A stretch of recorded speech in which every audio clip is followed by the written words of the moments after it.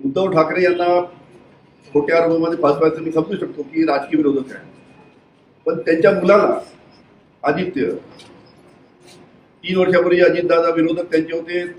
अजितदादा त्यावेळेस मी समजू शकतो त्यांच्या मुलगा पार्थ म्हणजे कशा पद्धतीनं राजकीय नेत्यांच्या मुलाला सुद्धा आपल्याला खोट्या आरोपामध्ये अटकवता येईल या पद्धतीचा प्रयत्न 3 वर्षापूर्वी देवेंद्र फडणवीसांनी केला. आणि मी वारंवार सांगते, पण मी जर 3 वर्षापूर्वी जर त्यांनी पाठवलेल्या मुद्द्यांवर जर ॲफिडेव्हिट दिलं असतं तर आज उद्धवजी ठाकरे अतिशय अडचणीत असते. आदित्य ठाकरेला या लोकांनी खोट्या आरोपामध्ये जेलमध्ये टाकलं असतं. अशा पद्धतीनं लहान मुलांना सुद्धा अशा पद्धतीच्या घाणेरड्या